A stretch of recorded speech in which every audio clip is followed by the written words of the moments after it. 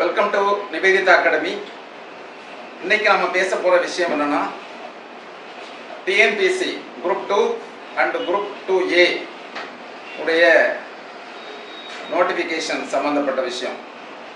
இப்போ லேட்டஸ்டாக நமக்கு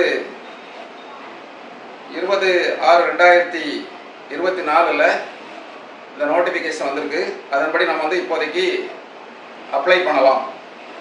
group 2 group 2A இந்த 2 கேட்டகரி ஆஃப் போஸ்ட்டுக்கும் நீங்கள் அப்ளை பண்ண முடியும். இது 19/7/2024 வரைக்கும் இதுக்கு டைம் இருக்குது. காலகாலத்தில் இதுக்கெல்லாம் job, government job, group 2 job வாங்கணுங்கிற எண்ணம் இருக்கிறவங்க, அதுக்கு ப்ரிப்பேர் பண்ணணும்னு ஆசைப்படுறவங்க அது அப்ளை பண்ணிடுங்க. ஆனால் இதனுடைய கரெக்ஷன் அப்ளிகேஷன் கரெக்ஷன் டேட் 24/7/2024 இருந்து 26/7/2024 வரைக்கும் டைம் இருக்குது. எக்ஸாமினேஷன் எப்போ நடக்குதுன்னா 14/9/2024 செப்டம்பர் 24 நடக்கிறது. இது எப்படின்னா 2 விதமான பரீட்சை நடக்குது. ஒன்று பிலிமினரி எக்ஸாமினேஷன், ரெண்டாவது மெயின் எக்ஸாமினேஷன். அதன்படி தான் இந்த அப்பாயின்மெண்ட் பண்ணுறாங்க. இது group 2 and group 2A. Group 2னா என்னென்ன ஒரு 13 வகையான போஸ்ட். இது பார்த்தீங்கன்னா assistant labour inspector, deputy commercial tax officer, junior employment officer, probation officer for child welfare and special services, அப்புறம் sub registrar grade 2, special assistant vigilance and anti corruption, special branch assistant greater Chennai police, special branch criminal investigation officer, assistant section officer, assistant section officer Tamil Nadu public service commission, அதுக்கப்புறம் forester இந்த forest department, அதுக்கு 107 post இருக்குது. Forester இன் plantation corporation limited, இந்த மொத்தமாக பார்த்தீங்கன்னா 507 post group 2க்கு மட்டுமே இருக்கு.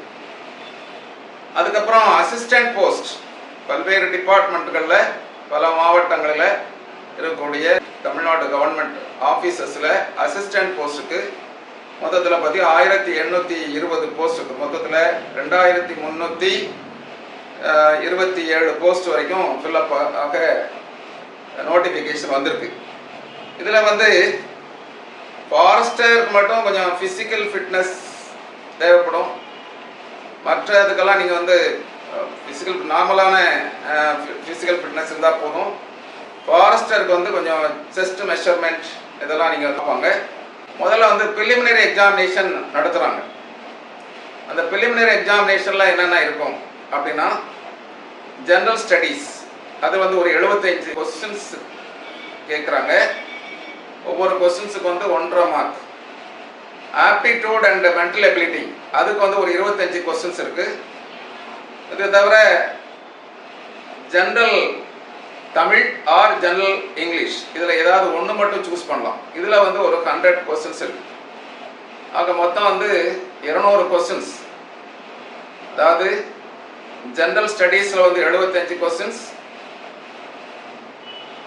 ஆப்டிடியூட் அண்ட் மென்டல் எபிலிட்டி அதில் 25 questions, language either Tamil or English அதில் ஒரு 100 கொஸ்டின்ஸ். எல்லாமே மல்டிபிள் சாய்ஸ் கொஸ்டின்ஸ் தான். ஒவ்வொரு கொஸ்டினுக்கும் 1.5 மார்க்கு. ஆக மொத்தத்தில் 300 மார்க்குக்கு உங்களுக்கு கணக்கு போடுறாங்க. இதில் ஒரு 160 மார்க்காவது நீங்கள் டார்கெட் பண்ணால் தான் ஓரளவுக்கு நீங்கள் அடுத்த மெயின் எக்ஸாமினேஷனுக்கு எழுத முடியும். அதனால் நீங்கள் இந்த தமிழ் ஆர் இங்கிலீஷ் அதில் 60% நீங்கள் இலக்கணத்தில் வரும். இங்கிலீஷ்லையும் கூட கிராமரில் ஒரு 60% வரும். இது தவிர தமிழ் ஜென்ரல் தமிழில் வேறு சில விஷயங்கள்லாம் இருக்குது. இலக்கணம், இலக்கியம், தமிழ் அறிஞர்கள் சம்பந்தப்பட்ட அவங்க செய்த தொண்டுகள், தமிழுக்கும் தமிழ் பண்பாட்டுக்கும் ஆற்றிய செயற்கரிய செயல்கள், இதை பற்றிய கேள்விகள்லாம் வரலாம். இதுதான் தமிழில் வரக்கூடியது. ஆங்கிலத்திலையும் கிராமர் ஒரு 60% மார்க் இருக்குது. இது தவிர ப்ரோஸ் ஒரு 14 லெசன்ஸ் இருக்கு.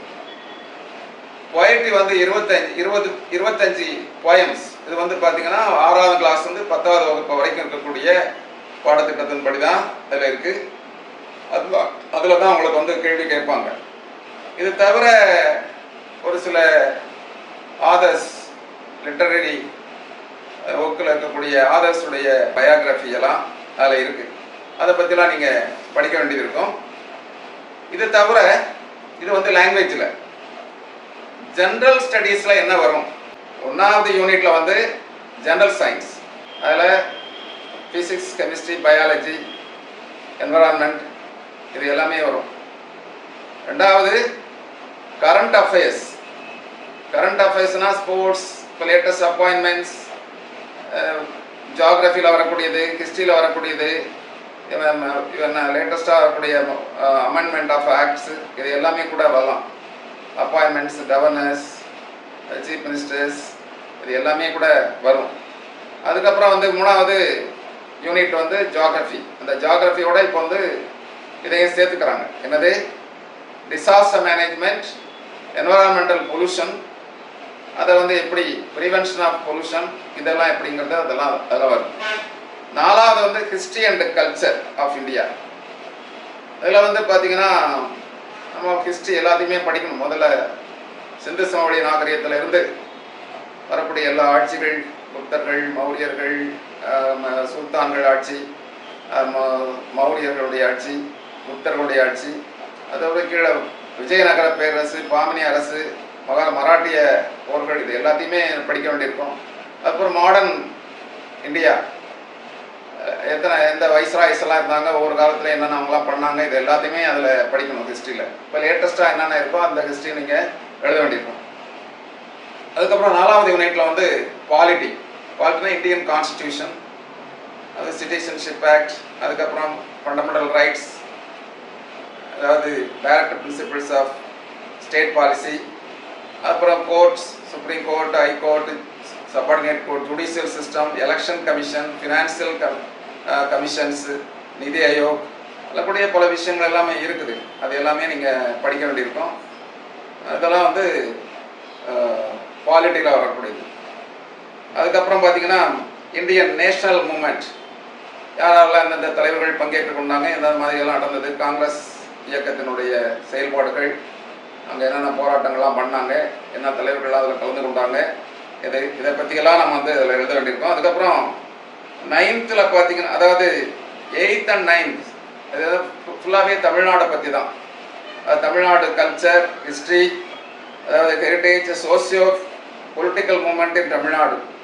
அதில் வந்து நீதி கட்சி, பெரியார், திராவிட இயக்கம், இதனுடைய வளர்ச்சி, அது இப்போ இருக்கக்கூடிய நிலைமை, அது எல்லாத்தையுமே எழுத வேண்டியிருக்கும். அதுக்கப்புறம் டெவலப்மெண்ட் அட்மினிஸ்ட்ரேட்டிவ், இப்போ லேட்டஸ்டாக தமிழ்நாடு அரசு எடுத்துக்கொண்டிருக்கக்கூடிய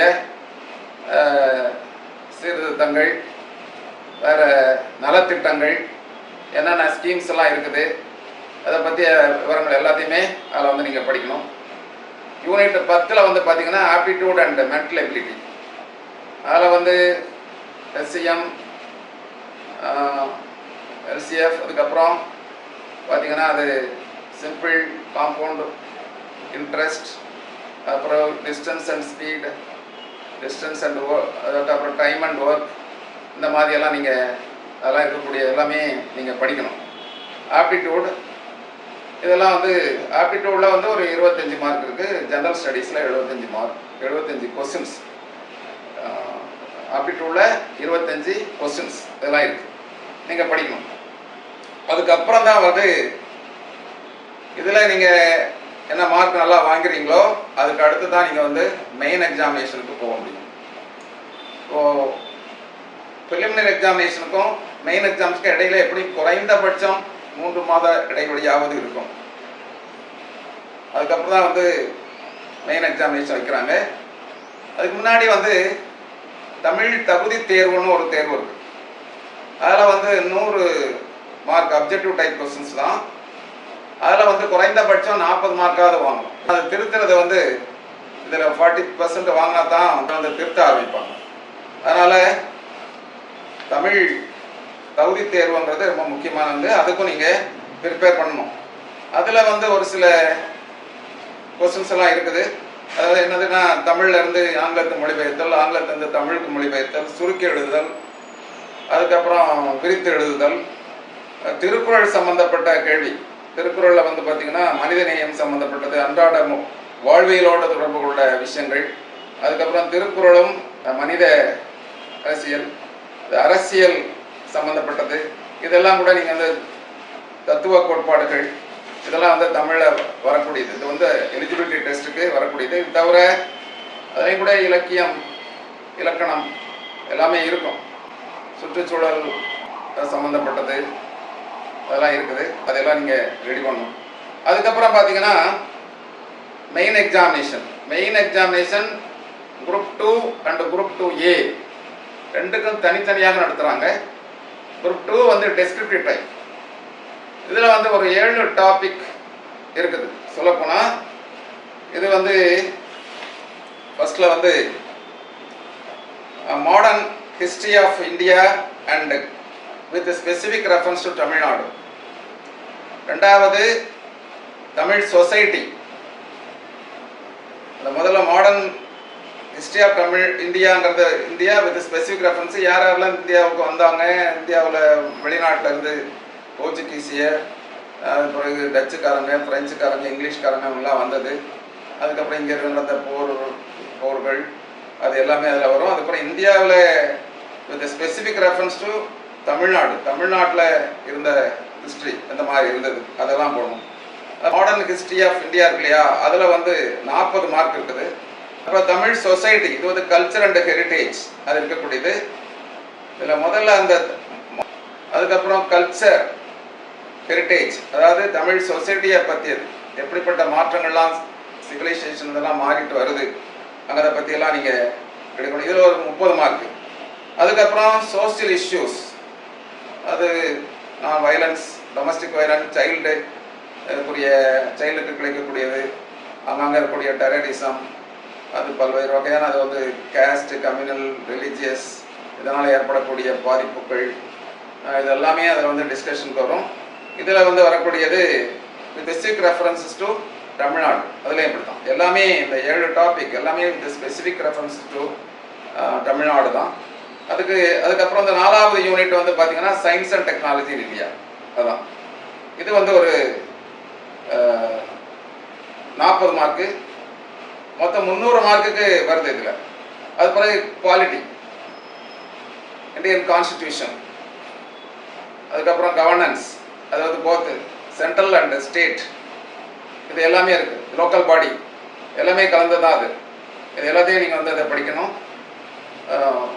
அதாவது ஃபஸ்ட்டு ப்ரிலிமினரியில் பார்த்தீங்கன்னா ஓவரால் இந்தியா பற்றி ஒன்று இருக்கும்.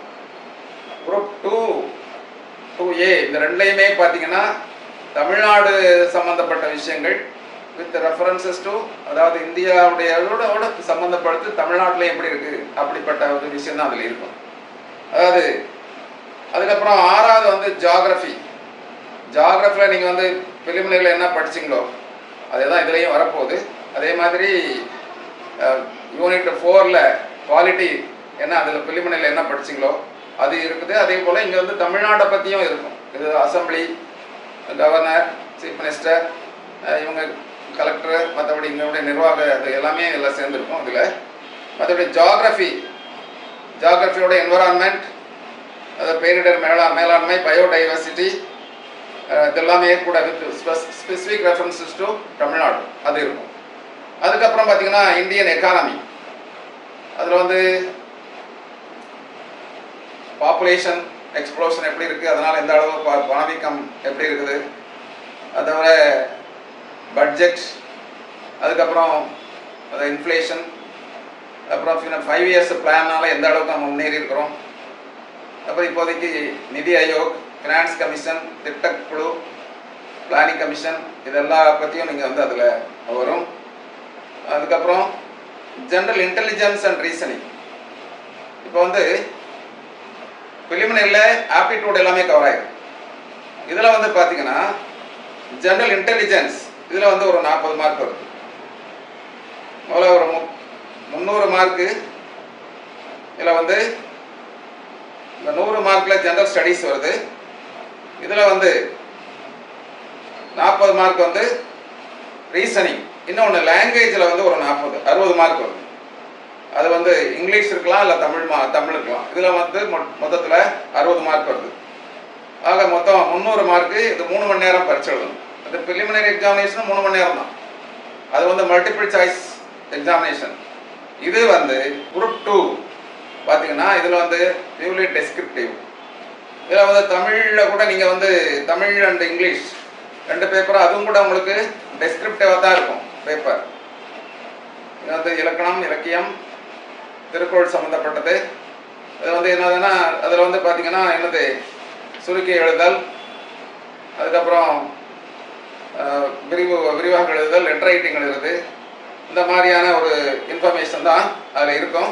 தமிழ் டு இங்கிலீஷ் டிரான்ஸ்லேஷன், அப்போ English to Tamil translation, precise writing சுருக்கி எழுதுதல், அதே மாதிரி சுருக்கி எழுதுறதை திருப்பி டெவலப் பண்ணுறது, காம்ப்ரிஹென்ஷன், ஹிண்ட்ஸை கொடுத்து அதை வந்து ஒரு எஸ்ஏவாவோ பேராகிராஃபோ எழுதுறது, எஸ்ஏ ரைட்டிங், திருக்குறள் சம்மந்தப்பட்ட ஒரு எஸ்ஏ எழுதுறது. இது வந்து 3 hours இருக்கும். அது S A writing, letter writing 3 hours. இதில் வந்து லாங்குவேஜுக்கு மட்டும் மொத்தம் வாங்கணும். 100 கொஸ்டின்ஸ் இருக்கும். ஜென்ரல் ஸ்டடீஸ் ஏற்கனவே சொன்னோம் இல்லையா, 300 மார்க். இதில் 100 மார்க்கு. இதில் வந்து 40 மார்க் வாங்கினா போதும். இதில் வந்து ஜென்ரல் ஸ்டடீஸில் 300 மார்க்ஸ் இருக்குது. அதில் வந்து ஒரு 300 மார்க்குக்குரிய கொஸ்டின்ஸ் வருது அதில். சரிதானா? ரைட். இப்போ வந்து முன்னால் வந்து இன்டர்வியூ போஸ்ட், நான் இன்டர்வியூ போஸ்ட் இப்போ 2க்குமே குரூப் 2 இருந்தாலும் சரி, குரூப் 2A இருந்தாலும் சரி, 2க்குமே வந்து இன்டர்வியூ கிடையாது, நேராக அப்பாயின்மெண்ட் தான். இதுக்கடையில் வந்து உங்களுக்கு வந்து சர்டிஃபிகேட் வெரிஃபிகேஷன் நடக்கும். இப்போ குரூப் 2A அதில் வந்து என்னென்ன மாதிரியான கொஸ்டின்ஸ் வருது அப்படி பார்க்கும் பொழுது தமிழ் எலிஜிபிலிட்டி டெஸ்ட் வந்து both group 2 and group 2A 2க்குமே பொதுவான ஒன்று. மற்றபடி லாங்குவேஜ் பேப்பர் 2க்குமே language either English or Tamil அது எழுதாகணும். அதுக்கப்புறம் குரூப் 2A வந்து என்னென்ன வந்து ஃபுல்லாக தமிழ்நாடு பற்றி தான், பியூர்லி தமிழ்நாடு, ஜென்ரல் ஸ்டடீஸ். இதில் பார்த்தீங்கன்னா ஒரு ரீசனிங் இன்டெலிஜென்ஸ் அதில் வந்து 30%, 20% 2மே வந்து SSLC ஸ்டாண்டர்ட். மற்றபடி ஜென்ரல் ஸ்டடீஸ் வந்து 50% ஆஃப் கொஸ்டின்ஸ் எல்லாம் டிகிரி ஸ்டாண்டர்ட் தான். குரூப் 2 அண்ட் குரூப் 2A 2க்குமே டிகிரி ஸ்டாண்டர்ட் தான். ஆனால் லாங்குவேஜும் அந்த ரீசனிங் அண்ட் இன்டெலிஜென்ஸ் அதுக்கு மட்டும் 20% ஆஃப் மார்க்ஸ் இருக்குது. அதில் வந்து நீங்கள் என்ன செய்யணும், அதில் வந்து டோட்டலாக உங்களுக்கு SSLC ஸ்டாண்டர்ட் தான் இருக்கும். அதே போது லாங்குவேஜும் கூட SSLC ஸ்டாண்டர்ட் தான் இருக்கும். ஜென்ரல் ஸ்டடீஸில் என்னென்ன வருதுன்னு சொன்னால் modern history of Tamil society இதில் வந்து 20 மார்க் இருக்குது. கல்ச்சர் அண்ட் ஹெரிட்டேஜ் அப்படின்னு சொல்லிட்டு அதில் வந்து இருக்குது. அதுக்கப்புறம் administration of state with reference to Tamil Nadu அந்த மாதிரி வரும். அதுக்கப்புறம் சயின்ஸ் அண்ட் டெக்னாலஜி அது பற்றி ஒரு 15 கொஸ்டின்ஸ் வரும்.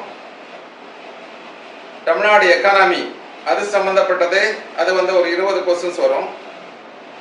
அதுக்கப்புறம் ஜியாகிரஃபி அதில் வந்து ஒரு 15 கொஸ்டின்ஸ் வரும். ஆக மொத்தம் 100 கொஸ்டின்ஸுக்கு வந்து நீங்கள் எழுதணும்.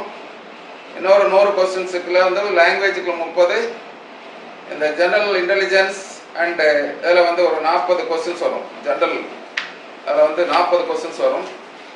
அந்த லாங்குவேஜில் ஒரு 60 கொஸ்டின்ஸ் வரும் மொத்தத்தில். ஆக மொத்தம் 200 கொஸ்டின்ஸு இதில் வந்து நீங்கள் ஆன்சர் பண்ணணும். இதில் தான் வரும். இப்போ வந்து என்ன சொல்கிறாங்கன்னா அதாவது ப்ரிலிமினரி எக்ஸாமினேஷனில் உங்களை வந்து ஃபுல்லாக இந்தியாவை பற்றி ஒரு ஃபுல்லாக படிக்க வச்சுருவாங்க. இதை வந்து நீங்கள் வந்து ஏற்கனவே 4th குரூப்பில் என்ன படிச்சிங்களோ அதுதான் இங்கே 2nd குரூப்லேயுமே இருக்குது. பெரிய டிஃப்ரென்சஸ் எல்லாம் ஒன்றுமே இல்லை. அதே போல் யூனிட் 8 அண்ட் யூனிட் 9ங்கிறது வந்து அதில் வந்து உங்களுக்கு பிலிமினரியில் என்ன இருக்குதோ அதுதான் இங்கேயும் குரூப் 2லையும் வரக்கூடியது தான். அதே போல் குரூப் 2A பெரும்பாலும் அதுதான் இங்கேயும் ரிஃப்ளெக்ட் ஆகுது. அதில் ஒன்றும் பெரிய அளவில் டிஃப்ரென்ஸ் எல்லாம் இல்லை. ஓரளவுக்கு நீங்கள் ப்ரிப்பேர் பண்ணலாம். கொஞ்சம் ஈஸியாக மாதிரி தெரியும், ஆனால் கொஞ்சம் நல்லா ப்ரிப்பரேஷன் வந்து ரொம்ப பண்ண வேண்டியது இருக்குது. அது பண்ணால் தான் உங்களால் அதை செய்ய முடியும். அதனால் கொஞ்சம் தாராளமாக இப்போயே முன்கூட்டியே நாள் கம்மியாக தான் இருக்குது. செப்டம்பர் 14ஆம் தேதி பரீட்சைன்னு சொல்லிட்டாங்க. அதனால் இப்போயே ப்ரிப்பேர் பண்ண ஆரம்பிச்சுருங்க. நாங்கள் எல்லாத்துக்குமே உங்களுக்கு டெஸ்ட்டெல்லாம் கொடுப்போம், அதில் புக்ஸு கொடுப்போம். சரியானபடியாக உங்களுக்கு கோச்சிங் டீச்சர்ஸ் வராங்க, எக்ஸ்பீரியன்ஸான டீச்சர்ஸ், எல்லா டாபிக்ஸை பற்றியும் தரவான நாலேஜ் உள்ளவங்க நல்லா எடுத்து சொல்லுவாங்க. டெஸ்ட்டுகளையும் வைப்போம். நீங்கள் சரியானபடியாக படித்து உங்களை தயார்படுத்திக்கலாம். அதுக்கு வந்து எங்களுடைய ஃபுல் சப்போர்ட் இருக்கும். அதனால் எங்கள் ஏற்கனவே பேட்ச் கொஞ்சம் பேர் சேர்ந்துக்கிறாங்க. இன்னும் அடுத்து வந்து ஜூலை 1ஆம் தேதி நாங்கள் வந்து அடுத்த பேட்ச் போட்டதாக இருக்கோம். ரொம்ப பேர் அப்ளிகேஷன் போட்டுக்கிறாங்க. நீங்களும் இன்னும் விருப்பப்படக்கூடியவங்க, ஏற்கனவே 4th குரூப் எழுதவங்களுக்கு ரொம்ப ஈஸியாக இருக்கும்.